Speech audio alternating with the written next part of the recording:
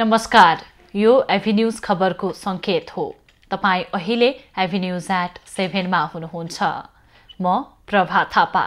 प्रारम्भमा मूल खबर। एमसीसी को विषयमा साझा धारणा बनाउन सत्तारूढ दलमा सकस, गठबन्धन नै टुट्ने चिन्ता। एमसीसी को जुन एउटा मुद्दा छ, यस्ता मुद्दामा हामीले राष्ट्रिय सहमति प्रतिगमनको खतरा अझै कायमै रहेको सत्ता गठबन्धन दलका नेताहरूको भनाई। संसद विघटनको स्मरण गर्दै ओलीमाथि अहिले पनि प्रतिगमनकै बाटोमा छन्। त्रिवीको 47औं दीक्षान्त समारोहमा 29,000 विद्यार्थी दीक्षित। ज्ञान र सिपलाई देश विकासमा लगाउन प्रधानमन्त्रीको आग्रह। खोप अभियानलाई प्रभावकारी बनाउन सरकारद्वारा मुख्यमन्त्रीहरूसँग छलफल। सम्पूर्ण नेपालीलाई खोप दिन सरकार तयार। प्रधानमन्त्री स्वयं आफै यसलाई चासो लिएर आह्वान गर्नुभएको छ। एमालेका सांसदहरूद्वारा राष्ट्रिय सभाको बैठक अवरुद्ध। प्रमुख प्रतिपक्षीले उठाएका प्रश्नको जवाफ नआउँदासम्म सदन चल्न नदिने चेतावनी। हङकङमा भएको संसदीय परिषदको निर्वाचनमा चीन समर्थित उम्मेदवारीलाई सफलता। 90 मध्ये 82 सिटमा जित हासिल। र शहीद स्मारक ए डिभिजन लिगमा एपीएफको पहिलो जित। फ्रेन्च क्लब 3-1 गोलले पराजित।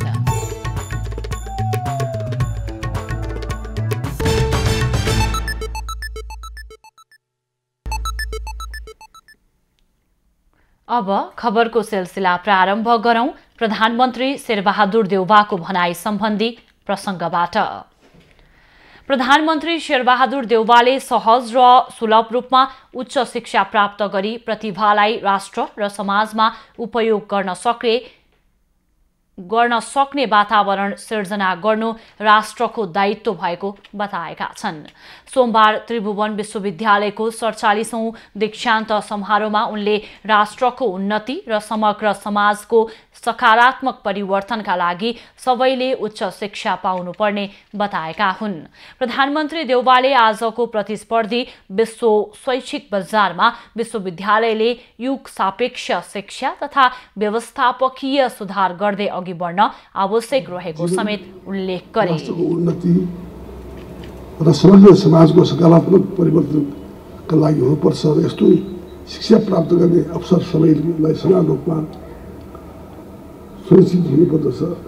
कतिपय विकसित मुलुकमा आधारभूत शिक्षा मात्र निःशुल्क होइन, विश्वविद्यालय शिक्षा पनि सर्वसुलभ बनाइएको छ। प्रधानमन्त्री देउवाले विश्वविद्यालयले विद्यार्थी कल्याण सम्बन्धी कार्यहरू विस्तार र विश्वका अन्य प्रतिष्ठित विश्वविद्यालयहरूसँग सहकार्य गर्दै आफ्नो स्तर उन्नति गर्ने गरी निरन्तरता दिनुपर्ने पनि बताएका छन्। विश्वविद्यालयका कुलपति समेत रहेका प्रधानमन्त्री देउवाले 29,729 जना विद्यार्थीहरूलाई दीक्षित गरेका थिए। समारोहमा शिक्षा, विज्ञान तथा प्रविधि मन्त्री देवेन्द्र पौडेलले त्रिभुवन विश्वविद्यालयका समस्या पहिचान गरी समाधान गर्ने प्रतिबद्धता जनाए। हुन्छन् र ती समस्याहरूको समाधानका लागि के गर्नुपर्छ भन्ने बारे त्रिवी सभाको गत बैठक र त्यसपछि त्रिवीमा उत्पन्न असहज अवस्थाबारे विभिन्न पक्ष र स्रोतबाट मैले जानकारी प्राप्त गरेको छु। त्रिवीका यी अन्य समस्या पहिचान गरी समाधान गर्न गम्भीर प्रयत्न गर्नुपर्ने आवश्यकता मैले अनुभूति गरेको छु। शिक्षा मन्त्री पौडेलले दीक्षित विद्यार्थीहरूले आफूसँग भएको ज्ञानलाई सिपसँग र सिपलाई उत्पादनसँग जोड्दै मुलुकको आर्थिक समृद्धि र सामाजिक रूपान्तरणमा योगदान पुर्याउनु पर्ने उल्लेख गरे। नेकपा माओवादी केन्द्रका अध्यक्ष पुष्पकमल दाहालले नेकपा एमालेका अध्यक्ष केपी ओलीले आत्मसुरक्षाका लागि प्रतिनिधि सभा विघटन गर्ने प्रति क्रान्तिकारी कदम चालेको आरोप लगाएका छन्। सोमबार काठमाडौँमा समाजवादी प्रेस संगठनले आयोजना गरेको कार्यक्रममा दाहालले ओली अहिले पनि प्रतिगमनकै बाटोमा रहेको दावी गरे। निर्वाचन आयोगले संविधान ऐन र हिजोको नजिर अनुसार काम गरेको भए केपी ओली पार्टी विहीन हुने उनको भनाइ छ। ओलीजी अहिले पनि प्रतिगमनकै बाटोमा छन्। उनले प्रतिगमन नसच्याएको त छँदै थियो, हामी यो संविधानको रक्षाको निम्ति, गणतन्त्रको रक्षाको निम्ति, लोकतन्त्रको रक्षाको निम्ति, राष्ट्रियताको रक्षाको निम्ति हाम्रो गठबन्धनलाई अझ बलियो बनाएर यसमा अरू शक्तिलाई पनि आफ्नो वरिपरि गोलबन्द गरेर हामी प्रतिगमनलाई निर्णायक ढङ्गले प्रस्तुत गर्ने गरी परास्त गर्ने गरी प्रस्तुत हुन्छौँ। नेकपा एकीकृत समाजवादीका अध्यक्ष माधव कुमार नेपालले एमसीसी बारे साझा धारणा बनाउन प्रयास भइरहेको बताए। नेपालले सैन्य गठबन्धनमा समावेश गर्ने कुरा स्वीकार गर्न नसकिने पनि उनले स्पष्ट पारे। केपी ओली जस्तो ज्याद्रो मान्छेलाई दाहालले चिन्नै नसकेको भन्दै नेपालले पटक पटक संसद विघटन र नेकपालाई विभाजन गरेका ओली वामपन्थी नै नभएको टिप्पणी गरे। समाजवादको दिशामा अगाडि बढ्नेछ। प्रतिगमनकारी शक्तिहरू, राजावादी शक्तिहरूले कुनै किसिमले पनि फर्केर आउँछु भन्ने कुरा कल्पना पनि नगरे हुन्छ, किनभने इतिहास फेरि पछाडि फर्किन सक्दैन, नदीको प्रवाह फेरि पछाडि फर्किन सक्दैन। हामी त्यस्ता तत्त्वहरूलाई कुनै पनि हालमा सफल हुन दिने छैन। कार्यक्रममा जनता समाजवादी पार्टीका संघीय परिषद अध्यक्ष डाक्टर बाबुराम भट्टराईले एमसीसी सम्झौताका लागि गठबन्धनभित्र साझा सहमति बनाउनुपर्ने बताएका छन्। एमसीसीको विषयमा गठबन्धनमा रहेका दलहरूबीच सहमति हुन नसके गठबन्धन भत्काउने खेल सुरु हुने र पुनः प्रतिगमन हुने खतरा रहेको भट्टराईले औँल्याए। यस्ता मुद्दामा हामीले राष्ट्रिय सहमति कमसेकम यो गठबन्धनका जुन घटकहरूको बिचमा एउटा सहमति जुटाएर हामी अगाडि बढ्न सकेनौँ भने यही बहानामा भित्र बाहिरी शक्तिहरूले खेलेर गठबन्धन तोडिदिने अनि त्यसपछि फेरि अर्को ढङ्गले प्रतिगमन अगाडि आउने खतरा छ। यतापट्टि हामी सबैको ध्यान होस्, आकृष्ट होस् भन्नेमा आग्रह गर्न चाहन्छु। उनले गठबन्धन भत्काउन विभिन्न शक्तिहरू लागि परेको समेत बताएका छन्। सञ्चार तथा सूचना प्रविधि मन्त्री ज्ञानेन्द्र बहादुर कार्कीले वर्तमान गठबन्धनको सरकारले देशको संविधानको रक्षा गरेको बताएका छन्। सोमबार काठमाडौँमा आयोजित कार्यक्रममा उनले राज्य संयन्त्रलाई कब्जा गरेर अधिनायकवाद ल्याउने तत्कालीन प्रधानमन्त्री केपी ओलीको प्रयत्नलाई विफल पार्दै मुलुकको संविधान र राजनीतिक प्रणालीको रक्षा सरकारले गरेको बताएका हुन्। वर्तमान सरकार विधिको शासन, दिगो सुशासन, लोकतान्त्रिक अधिकार र आर्थिक विकासको बाटोमा अघि बढेको उनको भनाइ छ। मुलुकको आन्तरिक एकतालाई सुदृढ गर्दै राष्ट्रियता सार्वभौमिकतालाई सबल र सुदृढ बनाउँदै नेपालीलाई सम्पन्न बनाउने दिशामा अब विलम्ब नगरिकन हामी अगाडि बढ्नुपर्ने अहिलेको आवश्यकता छ। यो आवश्यकतालाई महसुस गरेर यो आवश्यकतालाई हामीले हृदयङ्गम गरेर अब त्यस दिशातर्फ देशलाई अग्रसर गराउनुको हामीसँग विकल्प छैन। मन्त्री कार्कीले देशलाई समृद्ध बनाउनको निम्ति सबैको इमानदार र सार्थक प्रयत्न हुनुपर्नेमा जोड दिए। प्रमुख प्रतिपक्षी दल नेकपा एमालेले अवरोध गरेपछि राष्ट्रिय सभा बैठक स्थगित भएको छ। एमालेका सांसदहरूको विरोधपछि राष्ट्रिय सभा बैठक कार्यसूचीमा नै प्रवेश नगरी स्थगित भएको हो। सोमबारको बैठक सुरु भए लगतै एमालेका सांसदहरूले आसनबाट उठेर विरोध गरेका थिए। राष्ट्रिय सभा अध्यक्ष गणेश तिमल सिन्हाले सांसदहरूलाई आसन ग्रहण गर्न आग्रह गरे पनि उनीहरू नबसेपछि कार्यसूची हटाएको जानकारी गराउँदै बैठक स्थगित गरेका हुन्। विषयलाई कार्यसूचीबाट हटाएको बेहोरा जानकारी गराउँदछु। माननीय सदस्यहरू, अब अर्को बैठक अर्को सूचनाद्वारा तोकिने मिति र समयमा बस्ने गरी यो बैठक स्थगित हुन्छ। बैठकमा एमालेका सांसद देवेन्द्र दाहालले प्रमुख प्रतिपक्षीले उठाएका प्रश्नको जवाफ आउनुपर्ने बताएका छन्। सर्वदलीय बैठक बोलाउँदा पनि देखावटी काम गरिएको दाहालको आरोप छ। गरेका सांसदहरू प्रतिनिधि सभामा अहिले पनि सांसदको रूपमै उपस्थित भएका छन्। यो देशको प्रमुख पार्टी, सबैभन्दा ठुलो पार्टी नेकपा एमालेले के भनिरहेको छ त्यसबारेमा न त यो सरकारले सुनेको छ न त प्रतिनिधि सभाका सभामुखले नै ध्यान दिएको अवस्था छ। एमालेले कारबाहीका लागि सिफारिस गरेका 14 सांसदलाई सभामुख अग्निप्रसाद सापकोटाले पदमुक्तको सूचना जारी नगरेसम्म विरोध जारी रहने एमालेले जनाएको छ। एमालेले गत भदौ 23 गते यता संसदका दुवै सदन अवरोध गर्दै आएको छ। प्रधानमन्त्री शेरबहादुर देउवाले समूहलाई कोरोना विरुद्धको खोप लगाउन घर दैलो अभियान सञ्चालन गर्न मुख्यमन्त्रीहरूलाई आग्रह गरेका छन्। सोमबार प्रधानमन्त्री देउवाले प्रधानमन्त्री तथा मन्त्री परिषदको कार्यालयमा मुख्यमन्त्रीहरूसँग छलफल गर्दै लक्षित समूहलाई कोरोना विरुद्धको खोपमा पहुँच पुर्याउनका लागि घर दैलो अभियान सञ्चालन गर्न मुख्यमन्त्रीहरूलाई आग्रह गरेका हुन्। स्वास्थ्य तथा जनसङ्ख्या मन्त्री विरोध खतिवड़ाले सरकार सम्पूर्ण नेपालीलाई खोप दिन तयार रहेको र खोपको अभाव नरहेको भन्दै प्रधानमन्त्री देउवाले खोप अभियान सञ्चालन गर्नुपर्नेमा जोड दिएको जानकारी दिए। एउटा महाअभियान भन्नुस् अभियानको रूपबाट सञ्चालन गर्नुपर्छ भनेर सम्बन्धित हामी सरकारवाला मन्त्रीहरू प्रधानमन्त्रीज्यू बसेर यसलाई चाहिँ नि प्रधानमन्त्री स्वयं आफै यसलाई चासो लिएर आह्वान गर्नुभएको छ। मन्त्री खतिवड़ाले पुस महिनाभित्रमै खोप लगाउनेहरूको प्रतिशतमा वृद्धि हुने विश्वास पनि व्यक्त गरे। खोप केन्द्रहरूलाई वृद्धि गर्नुपर्ने र तीनै तहको सरकारका साथै जिल्ला प्रशासन कार्यालय, जिल्ला जनस्वास्थ्य कार्यालय, विभिन्न सङ्घ संस्था, क्लबहरूको समेत सहयोग लिएर कोरोना विरुद्धको अभियानमा लाग्नुपर्नेमा छलफलमा जोड दिएको पनि मन्त्री खतिवड़ाले बताएका छन्। हाल 12 वर्षदेखि 17 वर्ष उमेर समूहका विद्यार्थीहरूलाई खोप लगाइरहेकोमा गैर विद्यार्थीहरूले पनि सम्बन्धित पालिका वा वडाको सिफारिसमा सम्बन्धित खोप केन्द्रमा गएर खोप लगाउन सकिने उनको भनाइ छ। नेपाल कृषि प्रधान देश भनेर चिनिए पनि वर्षाका कृषकहरू मल अभावबाट गुज्रिरहेका छन्। मल अभावका कारण नै यो वर्ष गहुँ उत्पादनमा समेत कमी आउने अनुमान गरिएको छ।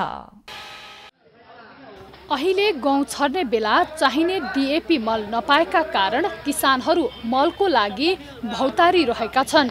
डीएपी मल नपाएकै कारण हालसम्म कतिपय कृषकहरूले गहुँ छर्न पाएका छैनन्। हालसम्म पर्सा जिल्लामा 50% कृषकले मात्रै गहुँ छरेका छन्। सरकारले कृषकका लागि अनुदानमा उपलब्ध गराएको डीएपी एवं युरिया मल कृषक समक्ष पुग्न नसकेको कारण वर्षेनी कृषकले मलको समस्या झेल्नु परेको उनीहरूको गुनासो छ। एक बोरा मलको लागि दैनिक कृषि सामग्री कम्पनी धाइरहँदा पनि मल नपाएका कारण यहाँका कृषक निराश भएर रित्तै हात फर्किन बाध्य छन्। एक महीना हो गए पैसा देला अभिन खाद नहीं खाते हो जाता आदमी कहता खाते नहीं अब बोले कि मैं बेच के ढेगो बना लेता। बहुत दिक्कत तो गेहूँ खादे नहीं किया कहता लोग बहुत कम आवता बांटता नहीं सब केहू काटते नहीं। 15 दिन से आज आस लगावले आज 4 घंटे पूछ हो गई गेहूँ ना बुआई तो समय पर गेहूँ बुआई तबे न मैंने गेहूँ कटाई ओकरा बाद में मिलबो करी आ बुआई तो बाल फूसी आ जाए गेहूँ बटाई के नोक जैसे हो जाए। ऐसे कोई इंडियो से ले आके अपन पेट भरता आ जकर साफा पेट नहीं के भरल जकर साफा कहीं गुंजाइश नहीं के उहे आई बा यहाँ वही खातिर कहनी हाकिम से 40-50 go com say com 40-50 go I बा आइयो कम से कम 5 गो गाँव पालिका के लोग बा। विगत 2 महीनाको अवधिमा पर्सा जिल्लामा युरिया 2000 मेट्रिक टन तथा डीएपी 2000 मेट्रिक टन बिक्री वितरण गरिएको बताइएको छ। तर माग अनुसार मल आयात हुन नसकेको कृषि कम्पनी लिमिटेड क्षेत्रीय कार्यालय वीरगञ्जले जनाएको छ। यो हाम्रो 2 महिनाको हाम्रो बिक्री हेर्ने हो भने पर्सा जिल्लामा हामीले युरिया 2000 टन बिक्री गरेका छौं। डीएपी पनि हामीले 2000 टन, एक टनमा 20 बोरा हुन्छ, 20 भने त्यो अनुसारको बिक्री वितरण भइरहेको छ। अब यहाँबाट हामीले बिक्री मात्रै गर्ने हैन, यहाँबाट 15वटा कार्यालयमा यहाँबाट पनि परिचालन गर्नुपर्छ, अन्यत्र पनि पठाउने गर्छौं। सरकारको नियम अनुसार कृषि सामग्री कम्पनीबाट डिलर लिएका कृषक समूहले मात्रै मल लैजान पाउने प्रावधान छ। तर ती समूहमा भएका कृषक बाहेक अन्य कृषकले मल नपाउने गरेको उनीहरूको गुनासो छ। धेरै किसानहरूले जुन जति डिएपी पोटासहरू दिनुपर्ने त्यो बजारमा उपलब्ध नभएको र सरकारबाट पनि उपलब्ध हुन नसकेको, साथै सीमा पारीबाट जुन खुला आउँथ्यो त्यो क्षेत्रमा पनि मलको अभाव भएकोले एकदम त्यहाँ एकदम किसान त्यहाँबाट पनि किन्न नपाएर त्यहाँ एकदम उत्पादन बढ्नुको सट्टा अलि उत्पादन घट्ने नै एकदम अनुमान हुन्छ। सहकारी संस्थाहरूले 5 देखि 10 केजी मात्रै मल दिने गरेको कारण बढी खेती भएका कृषक समस्यामा परेका छन्। मल अभावकै कारण यस वर्ष गहुँ उत्पादनमा कमी आउने कृषि ज्ञान केन्द्र पर्साको अनुमान छ।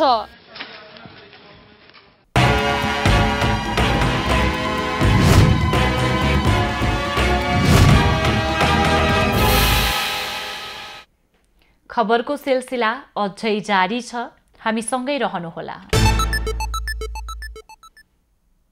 अब बाँकी खबर। नेपाली कांग्रेसको 14औं महाधिवेशन अन्तर्गत केन्द्रीय सदस्यको महिला क्लस्टरको मतगणना जारी छ। पार्टी कार्यालय सानेपामा 2650 मतगणना हुँदा लीला संग्रौलाले अग्रता कायम राखेकी छन्। उनले 1650 मत पाएकी छन्। त्यस्तै पुष्पा भुसालले 1559, आर्जु राणाले 1456, अम्बिका बस्नेतले 1310, ईश्वरी न्यौपानेले 1296, सरिता प्रसाईले 1190, रमा कोइरालाले 1058, सुशीला ढकालले 1041, रंगमती शाहीले 1025 र अनिता देवकोटाले 991 मत पाएका छन्। महिला क्लस्टरमा 9 केन्द्रीय सदस्यका लागि 30 जना बीच प्रतिस्पर्धा भएको छ। आइतबारदेखि नै मधेसी, थारू, मुस्लिम प्रदेश 1 र बागमती प्रदेशको केन्द्रीय सदस्य पदको मतगणना पनि भइरहेको छ।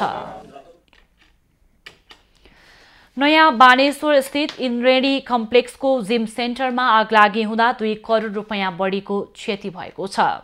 सोमबार दिउँसो 3 बजेतिर इन्द्रेणी कम्प्लेक्सको जिम सेन्टरमा आगलागी भएको हो। आगलागीको सूचना पाउनासाथ नेपाल प्रहरी, सशस्त्र प्रहरी, नेपाली सेना र दमकलको टोली घटनास्थलमा पुगेर करिब 50 मिनेटमै आगलागी पूर्ण रूपमा नियन्त्रणमा लिएको थियो।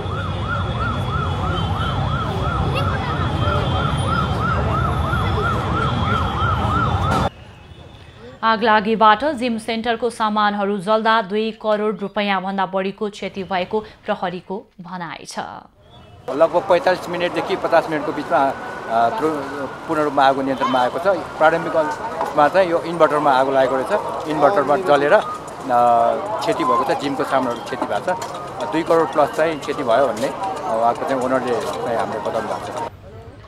प्रारम्भिक अनुसन्धानमा इन्भर्टरमा आगलागी भएर आगलागी फैलिएको प्रहरीले जनाएको छ। काठमाडौँ, भक्तपुर र ललितपुर 3वटै जिल्लाको दमकल समयमै आएका कारण आगो छिटो नियन्त्रणमा लिन सकिएको प्रहरीले जनाएको छ। चिसो मौसममा विद्युतको माग बढे पनि उत्पादन घटेको छ। हिउँदको समयमा जलाशयमा पानीको सतह घटेसँगै विद्युत उत्पादन पनि घटेको छ। अहिले नेपालमा उत्पादित विद्युतले माग नै धान्न नसक्ने अवस्था आएको नेपाल विद्युत प्राधिकरणले जनाएको छ। नेपाल विद्युत प्राधिकरणले विद्युत माग बढेको बताएको छ। चिसो मौसममा विद्युतीय उपकरणको प्रयोग बढी हुने हुँदा विद्युतको माग बढेको हो। तर हिउँदको समयमा उत्पादन कम हुने भएकाले पनि माग अनुसार आपूर्ति गर्न प्राधिकरणलाई समस्या हुने गरेको छ। अहिले अपुग विद्युत भारतबाट ल्याइएको छ। गत वर्षको तुलनामा अहिले 300 मेगावाट विद्युतको माग बढेको छ। वर्षाको समयमा विद्युत उत्पादन बढी हुने र खेर नै जाने भए पनि अहिले उत्पादन क्षमता 1000 मेगावाट मात्र रहेको प्राधिकरणको भनाइ छ। हाम्रो खोलाहरूमा पानीको बहाव कम भयो र जेनेरेसन कम भएको हुँदाखेरि अहिले हामीले भारत एक्सपोर्ट गरेको छैनौँ, बरु भारतबाटै हामीले अहिले आयात गरिरहेको छ। वर्षाको समयमा 39 मेगावाट विद्युत भारतलाई बिक्री गरिए पनि अहिले उत्पादन कम भएसँगै प्राधिकरणले 200 मेगावाट विद्युत भारतबाट आयात गरेको छ। प्राधिकरणले उद्योगीहरूलाई विद्युतको खपत बढाउन आग्रह गरे पनि अहिले चाहे जति उत्पादन हुन सकेको छैन। थप विद्युत मागलाई व्यवस्थापन गर्न ठूला क्षमताका लाइन तथा सब स्टेशनको निर्माणको काम सुरु गरिरहेको प्राधिकरणको भनाइ छ। वितरण प्रणाली प्रसारण लाइनहरूको निर्माणहरू जस्तो हेटौडाबाट तपाईँले हेर्नुभयो भने बरघाट 220 केबी, त्यस्तै हेटौडाबाट इनरुवा 400 केबी प्रसारण लाइनहरू, त्यस्तै इनरुवाबाट विराटनगर 132 केबी डबल सर्किट प्रसारण लाइन, अब बुटोलबाट फेरि भैरवा 132 केबी डबल सर्किट प्रसारण लाइनहरू, त्यस्तै कोलपुरबाट सुर्खेत 132 केबी डबल सर्किट प्रसारण लाइनहरू हामीले निर्माणहरू प्रशस्त गरिरहेका पनि छौँ। जलस्रोतको दोस्रो धनी देश भनिए पनि नेपालमा विद्युत उत्पादन र वितरण प्रणालीमा वर्षेनी समस्या आउने गरेको छ। देश जलविद्युतमा आत्मनिर्भर भएको घोषणा गर्ने अनि ग्यासलाई विस्थापित गर्दै विद्युतको उपभोग गराउने ऊर्जा मन्त्रीको उद्घोष केवल सस्तो लोकप्रियता मात्र बन्न पुगेको छ। क्यामेरामा कुमार मारन्धरको साथमा भवानी कार्की, काठमाडौँ। पुरातत्व विभागले आगामी आर्थिक वर्षभित्र भूकम्पले ध्वस्त बनाएका पुरातात्विक महत्त्वका सम्पदाहरूको पुनर्निर्माणको काम सम्पन्न गर्ने प्रतिबद्धता जनाएको छ। सोमबार संघीय संसद प्रतिनिधि सभा अन्तर्गतको अन्तर्राष्ट्रिय सम्बन्ध समितिको बैठकमा विभागका महानिर्देशक दामोदर गौतमले सरकारले आवश्यक बजेट दिए 1 वर्षमा पुनर्निर्माण सक्ने बताएका हुन्। उनले बजेट अभावकै कारण गुम्बाहरूको पुनर्निर्माणको कामलाई अघि बढाउन नसकिए को पनि स्पष्ट पारे। हामीलाई फ्ल्याटले 60 लाख रुपैयाँ दिएको छ। अब 60 लाखले हामीले त्यो गुम्बा छौँ भने थप दायित्व कसरी पनि सम्बोधन गर्ने नेपाल सरकारले नछौँ भने चाहिँ हाम्रो गुम्बालाई मात्र किन सेपरेसन गरिस् तैँले मन्दिर चाहिँ बनाउने गुम्बा किन नबन्यो भने अर्को किसिमको फेरि एउटा अर्को मेसेज जाने र नेगेटिभतिर चाहिँ हुन्छ नि जनताहरूको त्यो सोच विकास हुने पनि मैले मान्यज्यूलाई निवेदन गर्न चाहेँ। महानिर्देशक गौतमले भगवान गौतम बुद्धको जन्मस्थल लुम्बिनीको तिलौरा कोटलाई पनि विश्व सम्पदा सूचीमा सूचीकृत गर्नका लागि प्रक्रिया अघि बढाइएको जानकारी दिए। बैठकमा बोल्दै सांसदहरूले सम्पदाहरूको पुनर्निर्माणको कामलाई अघि बढाउने गरी आवश्यक योजना बनाउन नसकेको भन्दै विभागको आलोचना गरेका छन्। बोटिङको व्यवस्था गर्नेदेखि लिएर यावत चाहिँ सोचहरू अगाडि सारेर एउटा मास्टर प्लान एउटा टिपिआर तयार भइरहेको छ र त्यसमा चाहिँ सबै पक्षहरूमा कतिको ध्यान गएको छ। सुरुमा गत आर्थिक वर्षभन्दा पनि त्योभन्दा अगाडिको आर्थिक वर्षमा चाहिँ कतिसम्म इफेक्ट भएको छ भनेदेखि गत आर्थिक वर्षको र यो चालु आर्थिक वर्षमा चाहिँ त्यति चाहिँ कन्स्ट्रक्सनको काममा इफेक्ट नभएको हामीले जुन बाहिर देख्छौँ र प्राइभेट सेक्टरको पनि कन्स्ट्रक्सन भइरहेको छ। बाटो सबैको कन्स्ट्रक्सन हुँदाखेरि चाहिँ मलाई लाग्छ यो कोभिडको कारण नभइकन अरू कुनै इन्टरनल म्यानेजमेन्टको कारणले पनि हुन सक्छ। सांसदहरूले सिंहदरबार स्थित ग्यालरी बैठकको पुनर्निर्माणमा अझै ध्यान दिन नसकेको भन्दै आपत्ति जनाए। विभागले सम्पदाहरूको संरक्षण हुने गरी योजनाबद्ध ढङ्गले काम गर्न नसकेको गुनासो पनि सांसदहरूले गरेका छन्। संस्कृति पर्यटन तथा नागरिक उड्डयन मन्त्री प्रेमबहादुर आलेले सुदूरपश्चिम प्रदेशमा रहेका पर्यटकीय स्थलहरूको प्रचार प्रसार कम भएको बताएका छन्। कैलालीमा नेपाल पर्यटन बोर्ड सुदूरपश्चिम कार्यालयको उद्घाटन गर्दै उनले पश्चिममा पर्यटकीय स्थल छायामा परेको बताएका हुन्। सुदूरपश्चिम प्रदेशका पर्यटकीय स्थलहरू भ्रमणमा पुग्ने पर्यटकलाई क्षेत्रीय कार्यालयले सहयोग गर्ने मन्त्री आलेको विश्वास छ। कम्तीमा पनि 1 करोड चाहिन्छ भनेर मैले भने, त्यसपछि मैले तुरुन्त सचिवलाई फोन गरेर 1 करोडको व्यवस्था गर्नुहोस् भनेर मैले भनिसकेको छु। आखिर यो किन त भन्दाखेरि कम्तीमा चाहिँ पर्यटकहरू विभिन्न ठाउँका आन्तरिक तथा बाह्य पर्यटकहरू विदेशीहरू यहाँ आउँदाखेरि कम्तीमा यो पर्यटन नेपाल पर्यटन बोर्डको कार्यालयमा आएर यहाँ विभिन्न डेस्टिनेसनहरू पर्यटन जाने सम्भावनाहरूको जम्मै तस्बिरहरू यो भित्र छापिनुपर्छ। मन्त्री आलेले क्षेत्रीय कार्यालयका लागि आवश्यक बजेट विनियोजन भइसकेको जानकारी समेत दिएका छन्। पर्यटन बोर्ड स्थापनाको 22 वर्षपछि सुदूरपश्चिममा क्षेत्रीय कार्यालय खुलेको हो। कार्यालयले पर्यटकका लागि आवश्यक सूचना र जानकारी दिने बताइएको छ। तर त्यस पछाडि काठमाडौँ र पोखरा बाहिर जान हामीलाई 22 वर्ष लाग्यो, जुन त्यति लामो समय लाग्नु हुँदैन थियो। पर्यटन बोर्डलाई क्षेत्रीय तहसम्म विस्तार गर्ने योजना अनुसार कैलालीमा कार्यालय खुलेको हो। अन्य प्रदेशमा पनि कार्यालय खोल्ने योजना बोर्डको रहेको छ। छुरा प्रहार गरी ज्यान लिएको घटनाको विरोधमा सिराहाको गोलबजारमा स्थानीयले अवरोध गरेको राजमार्ग सुचारू भएको छ।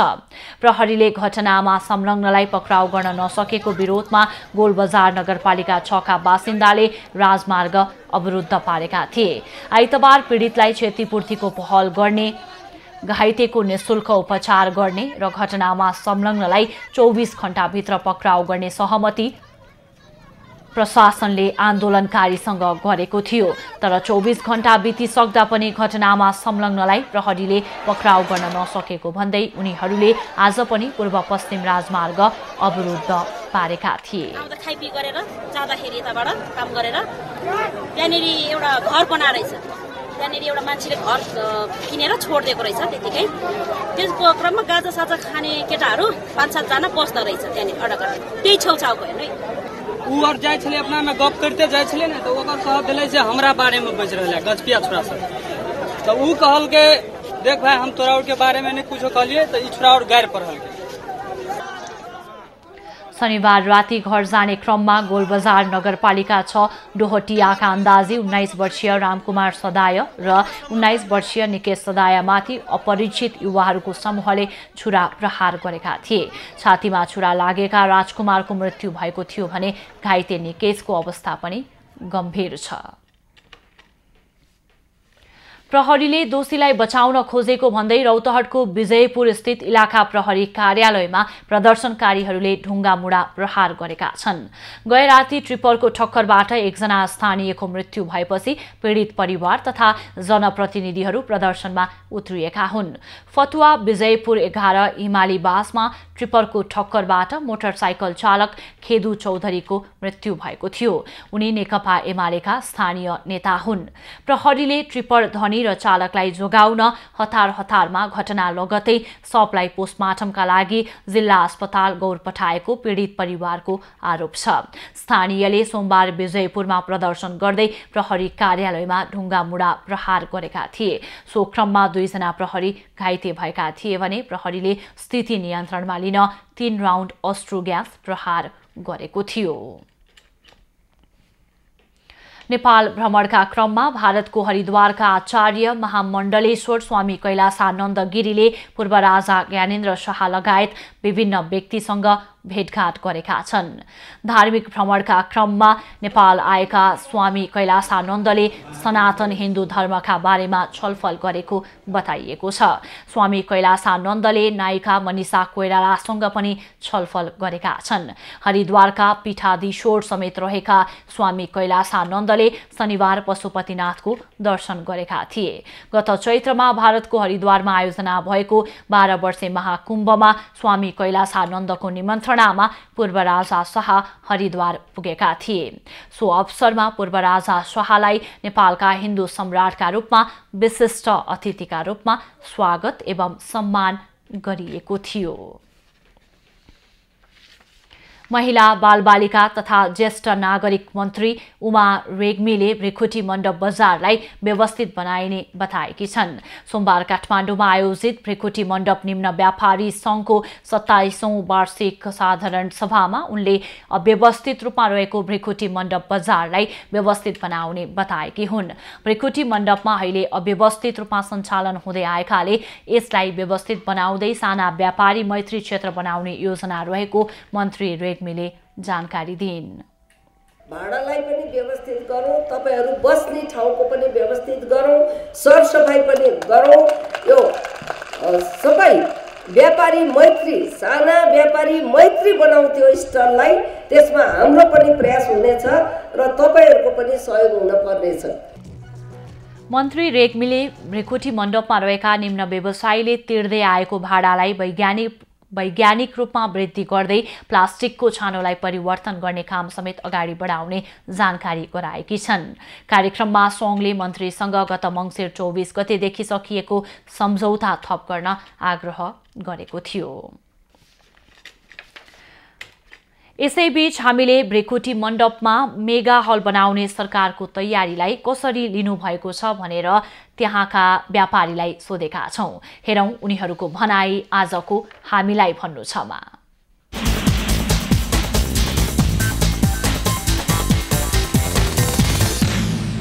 गरिब परिवारका व्यवसायीहरू पनि व्यापार गर्छन् यहाँ भन्ने कुरा चाहिँ त्यो राज्यले सुन्नुपर्छ र हाम्रो लागि पनि वैकल्पिक व्यवस्था गरेर र हामीलाई पनि यही ठाउँमा काहीँ अटाएर प्रदर्शनी हलहरू बनेदेखि त्यो राज्यको लागि पनि राम्रो र हामी सबैको लागि राम्रो थियो। सरकारलाई त हामीलाई सेमी पर्मानेन्टको व्यवस्था गरिदिनु पर्यो सरकारले, किनकि राज्यलाई हामीले चाहिएको भाडा पनि तिरेको छौँ, कर पनि तिरेको छौँ। सरकारले अब चलखेलहरू जति षड्यन्त्रहरू भइरहेका छन् त्यसलाई चाहिँ निम्न व्यापारीको हक हितको निम्ति पनि सरकारले चाहिँ नयाँ निर्णय गरेर यी व्यवसायहरूलाई यो उसको छानोबाट भनौँ प्लास्टिकको छानोबाट यसलाई विकास गरेर व्यवस्थित गरेर यसलाई अझ आय आर्जनको स्रोत सरकारले बनाओस्। सरकारले हामीलाई व्यवस्थापन गरेर यहाँ व्यापार व्यवसाय सञ्चालन गर्न दिइरहनु भएको छ।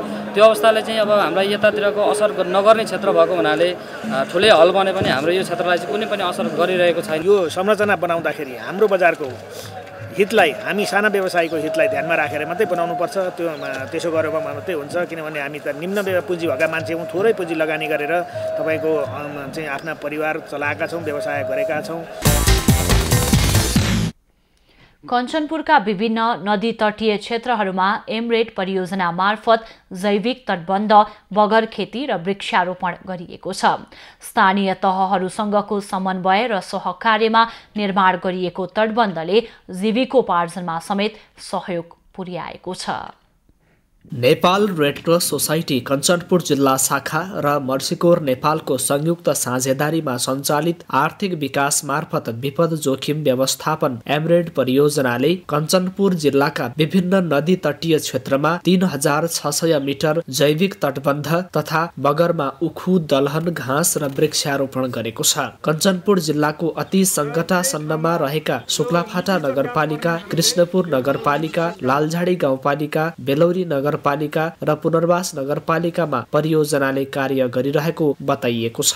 उक्त कार्यबाट लक्षित समुदायका नागरिकहरूको जीविकोपार्जनमा निकै सहयोग पुगेको छ। यो छेउ बाउन्ड्रीको किसानहरूलाई यस्तो दुःख कष्टको कुनै पनि हेर्नुहुन्छ कि भन्ने आशामा छौँ। फेरि पनि तटबन्ध हाम्रो 400 मिटर हो, 300 मिटर यता छ, 100 मिटर उता। हामीले यो राम्रो काम गरे मार्फत 100 मिटर मर्सिकोर र रेड क्रस सोसाइटीले हामीलाई थप दिनुभएको राम्रो काम गरे बापत। बगर हामीले जोगाउनु छ, किनकि अब बगरमा हामीले समितिको आय स्रोत पनि बढाएका छौँ। यो जस्तै अब 3-4 साल अघि यो बोट हाम्रो भएको थिएन बगरमा, हामीले घाँस उत्पादन गरेर अलिकति यो घाँस पनि बेच्ने, बिक्री वितरण पनि गरेका छौँ समुदायमा। बहुत अच्छो सोच के साथ हम आगे बढ़ रहे हैं और नदिया किनारे जो है हम बांस रोपण संग संगे हम अब घास रोपण पे हमारो योजना है।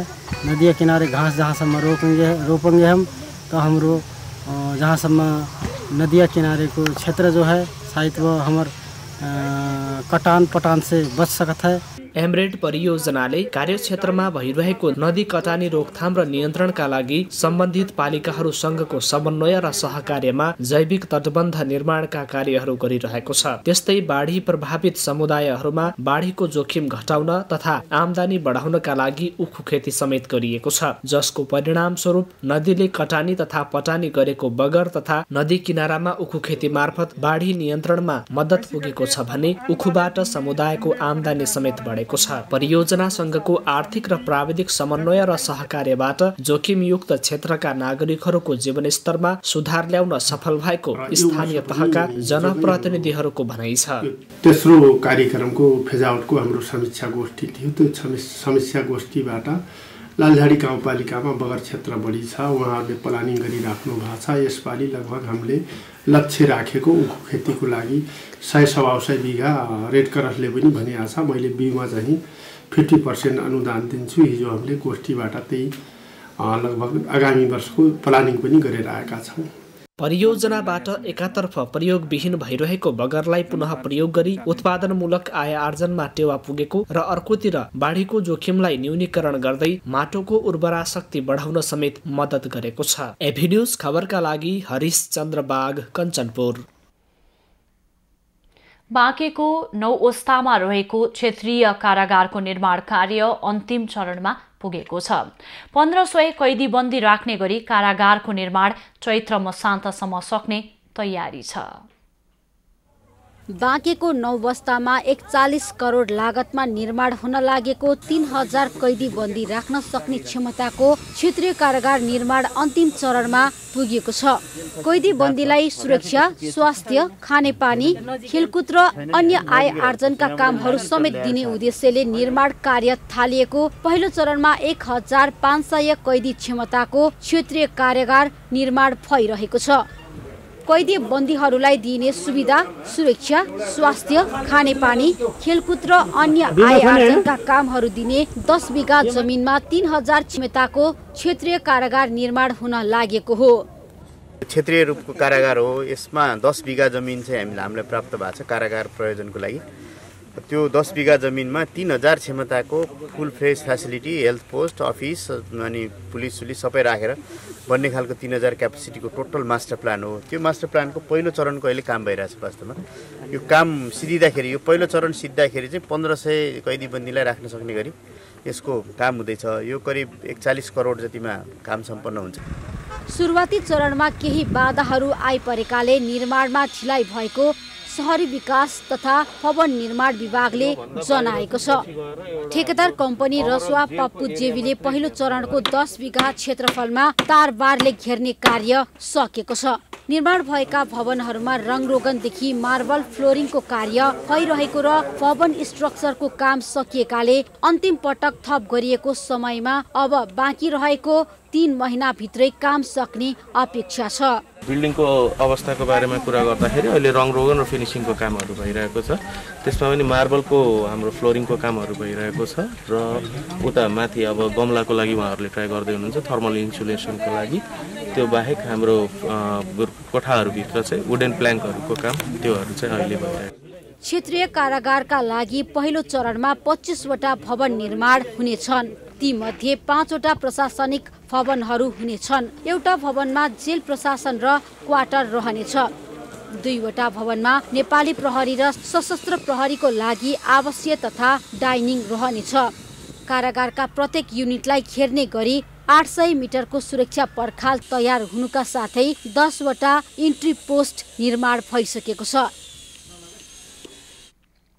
खबरको सिलसिला अझै जारी छ। हामी सँगै रहनुहोला।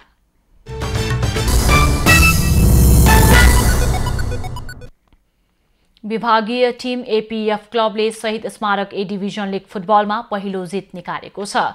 आज भएको खेलमा फ्रेन्च क्लबलाई 3-1 गोल अन्तरले पराजित गर्दै एपीएफले पहिलो जित निकालेको हो। एपीएफलाई जित दिलाउन आशिष लामाले 2 गोल गरे भने विकी तामाङले 1 गोल गरेका हुन्। एपीएफले खेलको 30औं मिनेटमा गोल गर्दै सुरुवाती अग्रता बनायो। खेलको 32औं मिनेटमा आशिषले गोल गर्दै एपीएफलाई 2-0 को अग्रता दिलाए भने खेलको 57औं मिनेटमा आशिषले दोस्रो गोल गर्दै एपीएफलाई 3-0 को अग्रता दिलाए। खेलको 69औं मिनेटमा प्रेजेनले पेनाल्टीमा गोल गर्दै फ्रेन्चलाई 3-1 को स्थितिमा ल्याएका हुन्। जितसँगै एपीएफले 5 खेलमा 4 अङ्क जोडेको छ भने फ्रेन्चले 5 खेलबाट 2 अङ्क जोडेको छ। प्रतियोगिता अन्तर्गतको खेलमा एपीएफका आशिष लामा म्यान अफ द म्याच चुनिएका छन्। एसीसी अन्डर 19 एसिया कप क्रिकेटका लागि यूएई जाने नेपाली क्रिकेट टिमको आज काठमाडौँमा बिदाई गरिएको छ। नेपाली टोली सोमबार राति यूएई प्रस्थान गर्नेछ। एसिया कपमा नेपालसँगै आयोजक यूएई, भारत, पाकिस्तान, बङ्गलादेश, श्रीलङ्का, अफगानिस्तान र कुवेतको सहभागिता रहनेछ। एसिया कपको पहिलो खेलमा नेपालले डिसेम्बर 23 मा बङ्गलादेशको सामना गर्नेछ। समूह बी मा नेपालसँगै बङ्गलादेश, श्रीलङ्का र कुवेत रहेका छन्। समूह ए मा भने आयोजक यूएई, भारत, पाकिस्तान र अफगानिस्तान रहेका छन्। दुवै समूहबाट शीर्ष 2 टोली सेमिफाइनलमा प्रवेश गर्नेछन्। फाइनल खेल जनवरी 1 मा हुने तालिका छ। एशियन सेन्ट्रल जोन महिला तथा पुरुष भलिबल च्याम्पियनसिपको खेल तालिका सार्वजनिक भएको छ। बङ्गलादेश भलिबल फेडरेसनले ढाकामा हुने खेलको तालिका सार्वजनिक गरेको हो। तालिका अनुसार नेपाली महिला टोलीले डिसेम्बर 23 मा श्रीलङ्कासँग खेल्ने भएको छ। सोही दिन पुरुष टोलीले उज्बेकिस्तानसँग खेल्ने तय भएको छ। डिसेम्बर 24 मा महिला टोलीले मालदिप्ससँग र सोही दिन पुरुष टोलीले बङ्गलादेशसँग खेल्ने भएका छन्। डिसेम्बर 25 मा महिला टोलीले आयोजक बङ्गलादेशसँग तथा पुरुष टोलीले मालदिप्सको सामना गर्ने भएको छ। डिसेम्बर 26 मा महिला टोलीले उज्बेकिस्तानसँग प्रतिस्पर्धा गर्दा पुरुष टोलीले लीग चरणको अन्तिम खेलमा श्रीलङ्कासँग खेल्नेछ। महिला टोलीले लीग चरणको अन्तिम खेलमा डिसेम्बर 27 मा किर्गिस्तानसँग खेल्नेछ। लीगमा नकआउट चरणपछि पुरुष र महिलामा शीर्ष 2 टोलीले फाइनल खेल्नेछ। फाइनल खेल भने डिसेम्बर 29 मा हुनेछ। खेलमा भाग लिन नेपाली टोली सोमबार नै ढाका पुगेको छ। पछिल्लो 24 घण्टामा देशभरको मौसममा सामान्यदेखि आंशिक बदली रह्यो। आज राति देशभरको मौसममा आंशिक बदली रहने जल तथा मौसम पूर्वानुमान महाशाखाले जनाएको छ। काठमाडौँ उपत्यकाको आजको अधिकतम तापक्रम 17 डिग्री सेल्सियस र न्यूनतम तापक्रम 3 डिग्री सेल्सियस मापन गरियो। आज देशभरको मौसम कस्तो रह्यो त? हेरौं देशका विभिन्न स्थानको मौसमी अवस्था।